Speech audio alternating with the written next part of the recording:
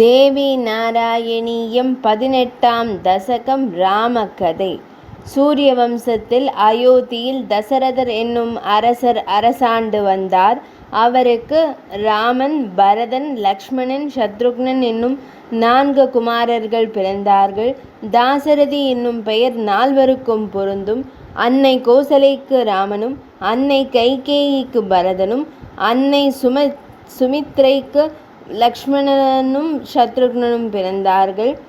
தசரத குமாரர்கள் வளர்ந்து வந்தார்கள். யுவராஜா பட்டத்திற்கான நேரமும் வந்தது. மூத்த குமாரனான ராமனுக்கு பட்டம் கட்ட முடிவு செய்தனர். ஆனால் தாய் கைகேயி தன் மகன் பரதனுக்கே பட்டம் சூட்ட வேண்டும், அது தவிர ராமன் 14 ஆண்டுகள் காட்டிற்கு செல்ல வேண்டும் என்று வரம் வேண்டினாள். தசரத சக்கரவர்த்தியால் ஏதும் செய்ய இயலவில்லை. தன் பத்னியான சீதையையும் உடன் அழைத்து கொண்டு ஸ்ரீராமபிரான் புறப்பட்டார். லக்ஷ்மண சுவாமியும் அவர்களுடனே சென்றார். மூவரும் கோதாவரி நதியை அடைந்தனர். அங்கு சூர்பனகை ராமபிரானின் அழகை கண்டு ஆசையுடன் ஸ்ரீராமபிரானை நெருங்க லக்ஷ்மண சுவாமி அவளின் மூக்கை அறுத்து அவமானப்படுத்தி அனுப்பிவிட்டார். ராவணனின் ஆணைப்படி மாரீச்சன் பொன்மானாக உருவம் கொண்டு சீதையின் கண்முன் அங்கும் இங்கும் உலாவினான். அன்னை சீதை பொன்மானை நாயகரிடம் கேட்க ராமபிரான் அதன் பின் சென்றார். சிறிது நேரத்தில் லக்ஷ்மணா சீதை என்ற அழுகை குரல் கேட்டது. உடனே லக்ஷ்மண சுவாமியும் அங்கு சென்றார். ராமபிரானும் லக்ஷ்மண சுவாமியும் இல்லாத நேரத்தில் ராவணன் சந்நியாசி வேடத்தில் அங்கு வந்து அன்னை சீதையை தூக்கிச் சென்றான். ராமலக்ஷ்மணர்கள் திரும்பி வந்தபோது ஜடாயு மூலம் அன்னை சீதையை ராவணன் தூக்கிச் சென்றதை அறிகின்றனர். அன்னை சீதையை காணாத ராமபிரான் அழுதார். ராமபிரான் அழுவதைக் கண்ட அந்த காடும் அழுதது.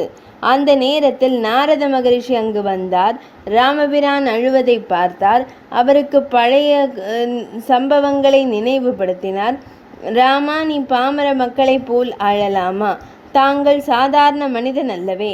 ராவண வதத்திற்காக அவதாரம் செய்த மகாவிஷ்ணு தானே தாங்கள். இதை தாங்கள் மறந்தீர்களா என்றார். நாரதர் மேலும் கூற ஆரம்பித்தார். கிருத்த யுகத்தில் குசத்வஜன் என்றொரு ராஜா இருந்தார். அவருக்கு ஒரு பெண் குழந்தை பிறந்தது. அதற்கு சிறுவயது முதல் வேதம் நன்றாக தெரிந்தபடியால் அதற்கு வேதவதி என்று பெயர் வைத்தனர். வேதவதிக்கு சிறுவயது முதல் விஷ்ணுவை திருமணம் செய்து கொள்ள வேண்டும் என்ற ஆசை. அதற்காக ஒரு புஷ்கர திருத்தலத்தில் கடுமையான தவம் செய்ய ஆரம்பித்தாள். வேதவதியின் தவத்திற்கு பலன் கிடைத்தது. அடுத்த ஜென்மத்தில் விஷ்ணு உனக்கு பதியாவார் என்று ஒரு ஆகாசவாணி ஒலித்தது. வேதவதி தவத்தை மேலும் தொடர்ந்து கொண்டு அங்கேயே இருந்தாள். வேதவதி அங்கு தவம் செய்து வரும் பொழுது ஒரு நாள் ராவணன் அங்கு வந்தான். வேதவதியின் அழகிய முகத்தில் மோகம் கொண்டான். அவளின் அழகில் மயக்கம் கொண்டு அவளை தன் மனைவியாகும்படி கட்டாயப்படுத்தினான். அவள் நிராகரிக்க அவளின் தலைமுடியை பிடித்து பலவந்தப்படுத்தினான். அவள் தன் ஜுவலிக்கும் கண்களால் ராவணனை பார்த்தாள். அவள் பார்வையின் தீர்க்கத்தை கண்ட ராவணன் ஸ்தம்பித்து நின்றான். அவனால் கை கால்களை கூட அசைக்க முடியவில்லை. ராவணன் தேவியை மனதில் மீண்டும் துதித்ததால் கை கால்களை அசைக்க முடிந்தது. வேதவதி ராவணனை சபித்தாள். என்னை தொட்ட காரணத்தால் நீ உன் உறவினர்களுடன் அழிவது நிச்சயம். விஷ்ணுவிற்கு பத்தினியாக நினைத்த இந்த உடலை நீ தொட்டதால் இது அசுத்தமானது. இதை நான் வைத்திருக்க மாட்டேன் என்று தன்னுடைய உடலை விட்டாள். நாரதர் கூறினார், வேதவதிக்கு அடுத்த ஜென்மத்தில் விஷ்ணு கணவனானார் என்று அசரீரி சொன்னதல்லவா? அந்த வேதவதி தான் இந்த சீதை. ராமரான விஷ்ணுவே அவள் கணவர். அன்று வேதவதி தந்த சாபம் ராவணனுக்கு சீக்கிரம் பலிக்கட்டும். ராவணனையும் மற்ற ராட்சசர்களையும் அழிக்கட்டும். ராவணன் அழியும் காலம் நெருங்கிவிட்டது என்றார். ராவண வதம் செய்வதற்கு ராமபிரான் உபவாசம் இருக்க வேண்டும். நபாக யஜ்ஞம் செய்ய வேண்டும். தேவியின் கதைகளை செவிமடுக்க வேண்டும். தேவியின் நாமத்தை ஜபிக்க வேண்டும். தேவியின் கீர்த்தனைகளை பாட வேண்டும். தேவியை பூஜை செய்ய வேண்டும். இப்படியாக 9 நாட்களும் தேவியின் ஆராதனை நடக்க வேண்டும். இதுதான் நவாக யக்ஞம் எனப்படும். இதனால் தேவி மகிழ்வடைந்து அனுகிரகிப்பாள்.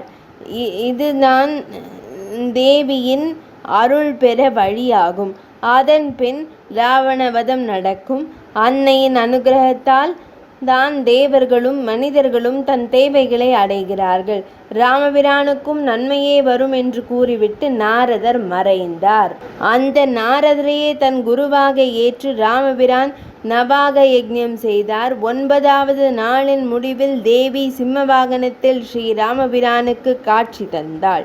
தேவியை கண்ட ராமபிரான் அவரை நமஸ்கரித்தார். தான் யார் என்பதை மறந்திருந்த ராமபிரானுக்கு தேவி நினைவுபடுத்தினாள். ராமபிரான் சாக்ஷாத் அந்த மகாவிஷ்ணுவே தான். விஷ்ணுவின் அம்சமான ராமபிரான் தசரதற்கு மகனாக பிறந்தார். இந்த அவதாரத்தின் காரணமே ராவண வதம்தான். தேவியின் ஆணைப்படியே அவர் மனிதனாக அவதரித்தார். ராமபிரான் மறந்திருந்த பூர்வ கதையை நினைவுபடுத்தினாள் தேவி. ராவணனை வதம் செய்வதற்கான சக்தியையும் தேவி தந்தாள். வேதவதி திரேதாயுகத்தில் சீதையாக பிறந்திருக்கிறாள். அவளின் சாபத்தினால் ராவணன் மரணமடைய வேண்டும். சீதையை ராவணன் அபகரித்தது ராவண வதத்திற்கு காரணமாகிறது. அன்னையின் அனுகிரகத்துடன் ராமபிரான், ஹனுமன், வானரப்படை இவர்களின் உதவியுடன் அன்னை சீதையை தேடி இலங்கையில் இருப்பதை அறிந்து கொள்கிறார். சமுத்திரத்தில் பாலம் கட்டி இலங்கை சென்று ராவணவதம் செய்து அன்னை சீதையை மீட்டு சீதா லக்ஷ்மணர் சமேதராக ராமபிரான் அயோத்தி திரும்பினார். அம்பாளின் கருணை இருந்தால் எந்த காரியமும் சாத்தியமாகும் என்பதற்கே இது உதாரணமாகிறது. ராமபிரானுக்கு நாரதர் குருவாக அமைந்தார். எனக்கு குருவோ சத்சங்கமோ எதுவுமே இல்லை. அதனால் நீதான் எனக்கு துணை என்று இதன் ஆசிரியர் தேவியை வணங்குகிறார். 18ஆம் தசகம் நிறைவடைந்தது.